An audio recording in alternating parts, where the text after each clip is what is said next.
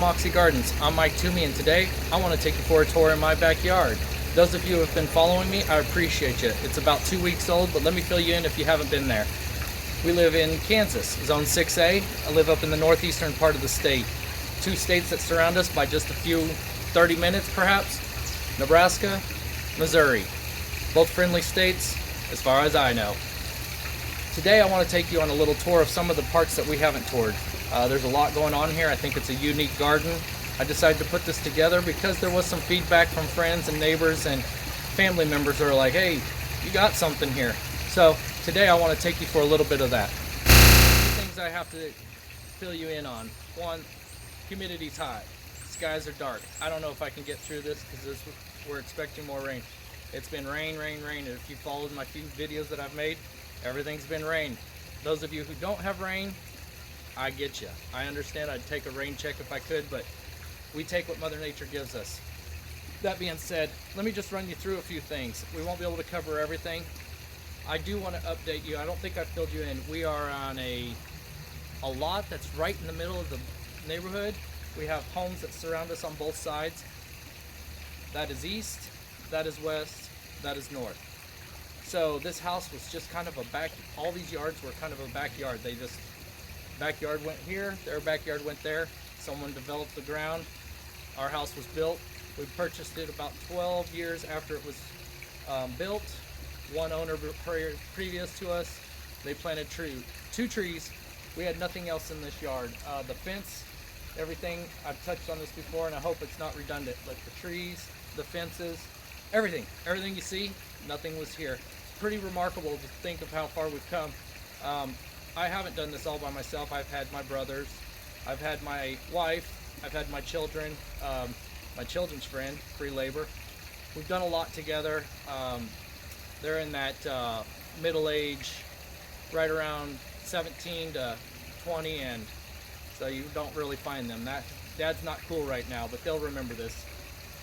We do take a lot of photos here, so there are a lot of family photos, graduation photos, prom photos.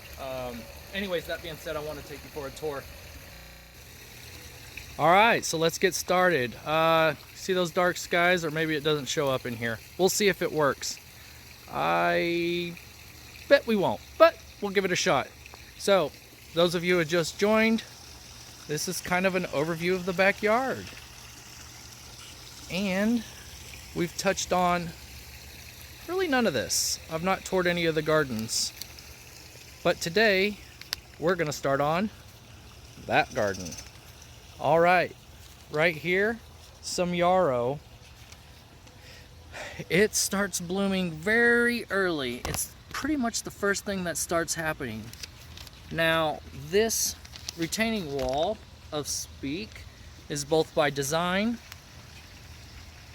and for the visual. Design is to get the water to focus away from there. I've elevated that section, which used to be part of, if you can see there, if it shows up, it is elevated about a foot. That is to allow, we have very clay soils.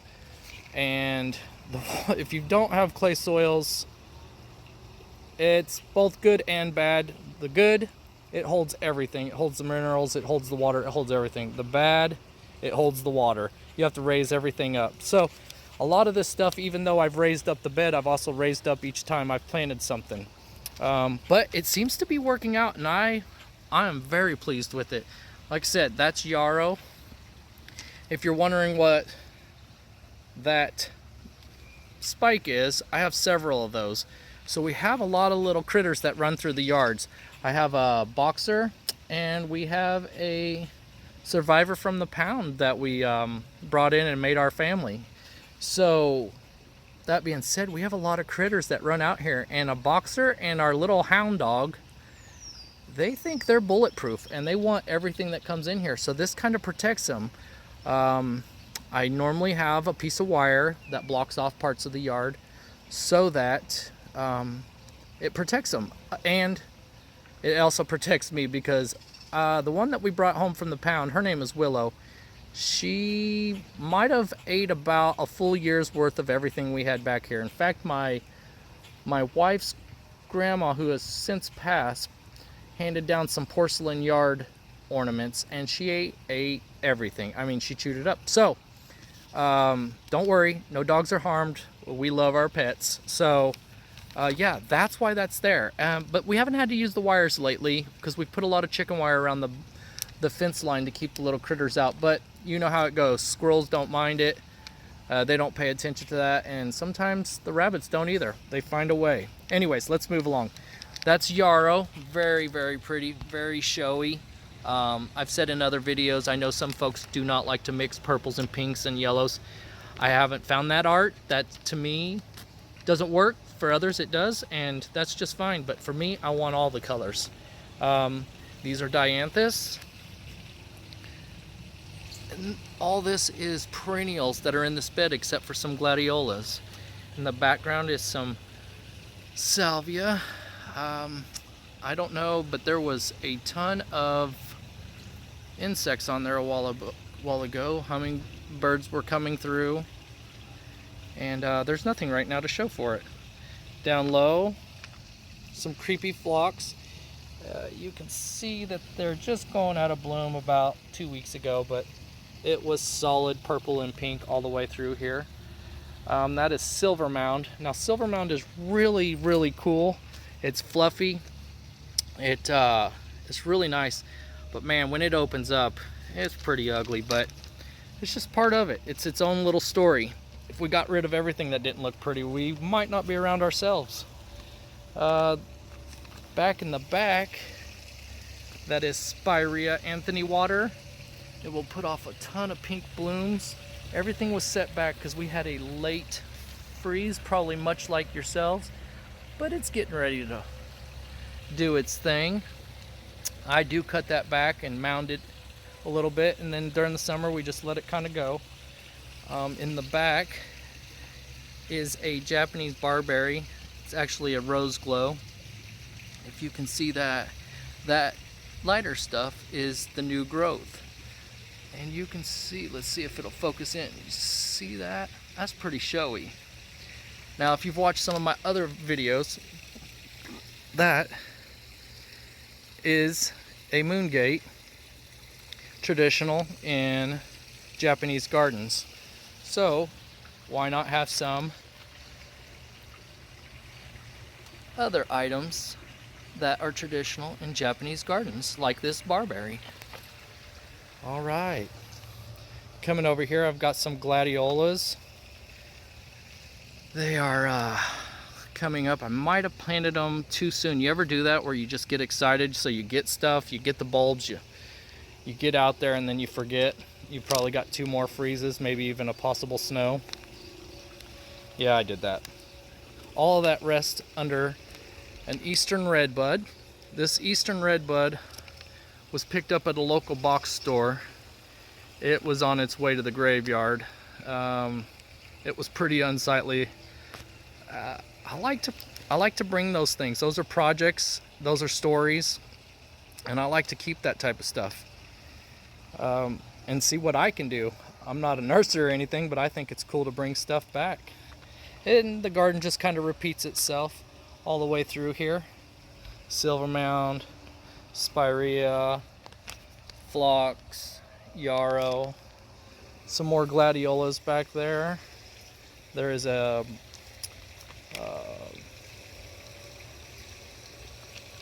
black-eyed Susan right there. Sorry, watching the bird above me. And yeah, so this garden was my first garden bed that I created. This was the first thing I dug grass out of, and my wife wasn't happy that I was taking grass out. Our children were 7 years younger, and they like to play sports in the yard. That's some switchgrass right there. It's starting to make a come.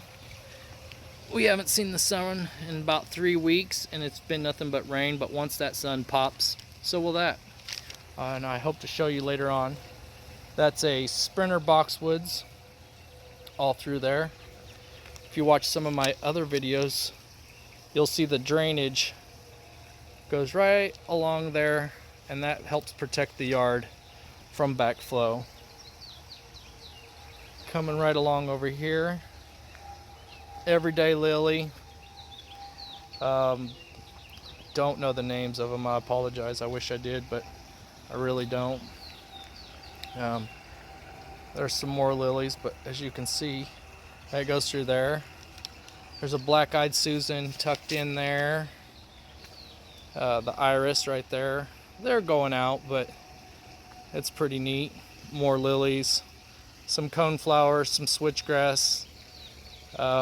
This was a Craigslist find. Spent about $100 on it. I don't know what the going rate on it is, but I think it pops just right here in the yard. Built that little box frame below it.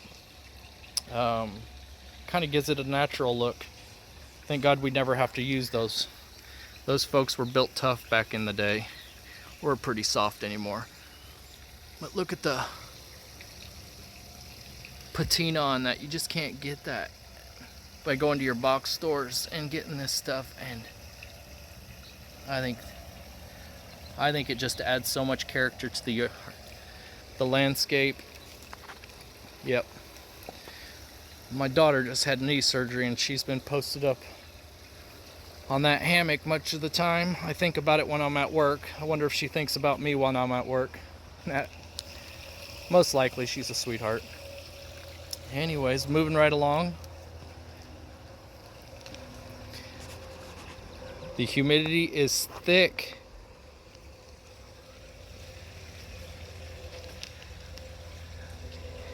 And this is what happens to the grass when the humidity takes a strike. That fungus starts to grow, and it's only May. Ugh. There's some candy tuft. It's, like I said, there's just been so much rain.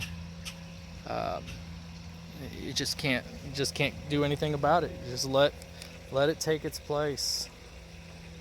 Yeah. There's a black-eyed Susan back there. I think the foliage is just super showy anyways, regardless of the flowers. It'll do its thing later on, but it fills in such a large space. I think it's just great for the yard. I will be adding some irises and whatnot from some flower beds over there. There's several back there. They're almost done, but I'll be transplanting them over here. Yeah. So there is a Sun Sparkle sedum, I believe. I think that's the name of it. It's hard to really see because the mulch ties into it a little bit. The colors don't really pop. Some catmint back there. That's only, I think I transplanted it in the spring, so it'll really pop later on down the road. But that's where some of the iris are gonna go and whatnot. Try to get some different textures in here. Some moon shadow euonymus winter creeper. I've got 5 or 6 of them on there.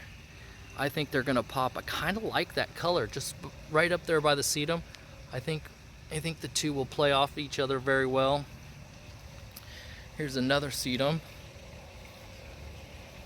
That's Autumn Joy sedum. Apologize. And there's some boxwoods behind it. Kind of repeats itself around here. So this all has rocks underneath it. I don't know if you can see it very well, but there are some rocks underneath there, and that's the idea. I wanted to spill over. And right there is where we found a rabbit's nest, so it chopped up that corner. It'll fill back in. It'll be big just as well. This is a crabapple prairie fire. Those are the bright, showy pink blooms early in May, late April. It did its thing, and it's about 4 years old, 3 years old. Anyways, there's an Annabelle hydrangea back there. That's new this year. And so is the one behind that blue chair. The blue chair, by the way, was just put there a few days ago. We had the neighborhood cleanup, and that was sitting in a drive that hadn't yet been picked up, and right now that's its home. It'll go good with a pot or something on top of it, but Mother Nature will clean that up a little bit and we'll get some color to it. Pretty showy. Right here, if you're not familiar with this little fellow, probably one of my favorites, is a contorted filbert. Obviously, we just call him Phil when we come out and do some watering.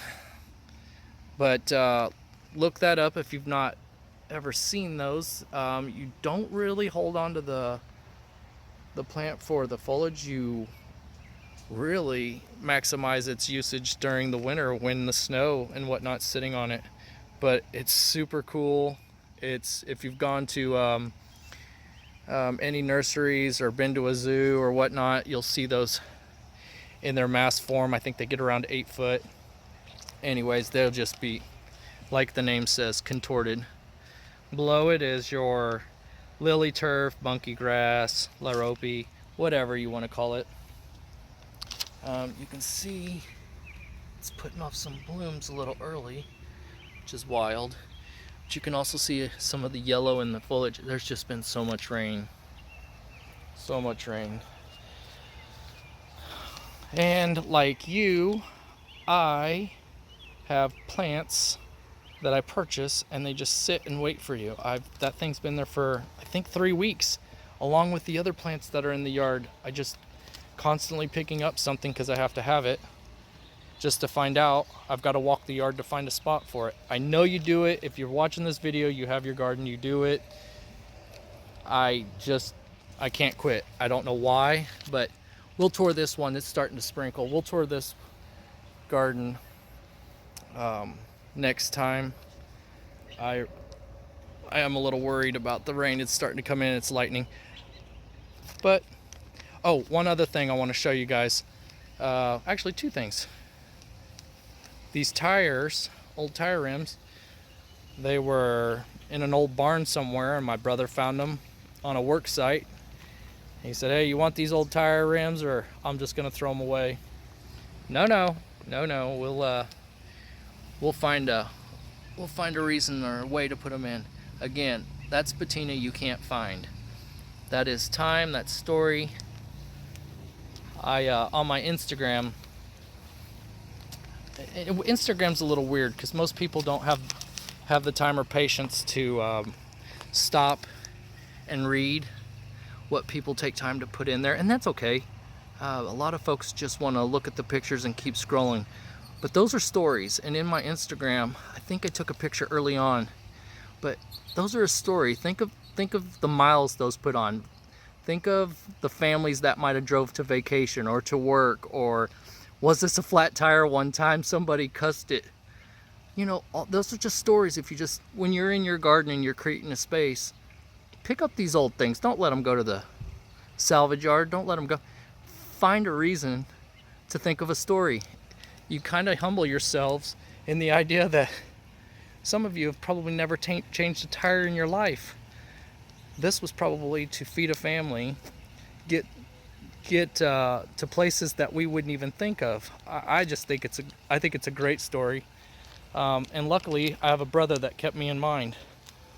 But yeah, those are the reasons why I capture those things. I don't want to lose that story. One of the things I wanted to show you are 2 of the Clematis that are blooming, and those of you who hate wild honeysuckle, guess what? I got it.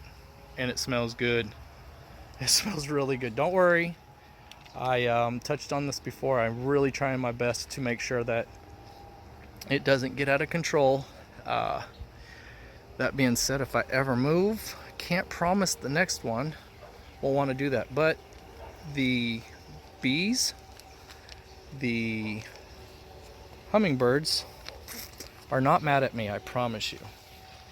So I transplanted this. I know there's 3 different varieties of Clematis, and this is one that I was able to cut down, trim down to the ground, and transplant to this area. It doesn't get much sun, that's why it's not doing like too much. But even if it did get a lot of sun, we haven't had the sun in 3 weeks.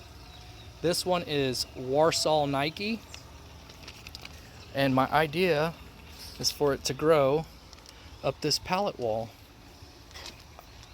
When my brother, or my son who's a senior in high school, He's been taking some welding classes. We're gonna get together and we're gonna build a iron door just for this spot here. And as simple as it seems, it'll be family bonding. And I'll always have that story. And when my children, or my child has his children, and he brings his family back here in a long time, I'm sure he will find a way to sell the story as a great memory for him. And that's the idea behind what we do. I got one more I want to show you. It is super showy, and I cut it down last year as well. Got to get this gate open. Shut it down as well,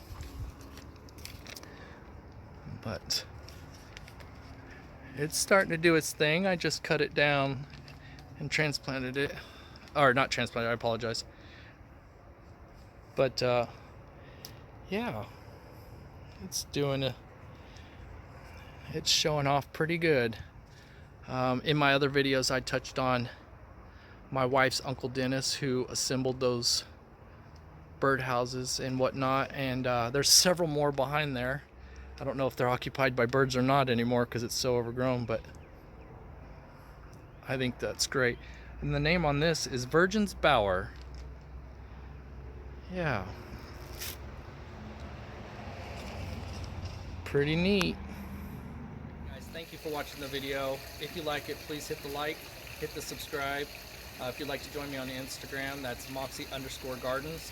I would appreciate it. That's a new page as well. I think I touched on that. Yeah, this is just a little bit of heaven back here for myself.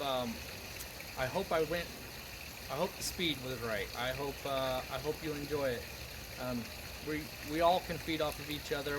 I watch videos nightly. I watch videos daily. A lot of this hasn't been done without watching some of the ones that you probably watch as well. Some of those that you can't wait to tune in. Heck, my wife knows in the evening time when I'm sitting there, there's a few of them that jump on here. Once they introduce themselves, my wife's like, oh, well, hey, and then she says their name. So my daughter's picking up that as well. Maybe I'll pop up in your video at night or on your couch. That being said, I appreciate you guys. Thank you so much. Again, join, like, subscribe, and until next time, we'll see ya. Take care.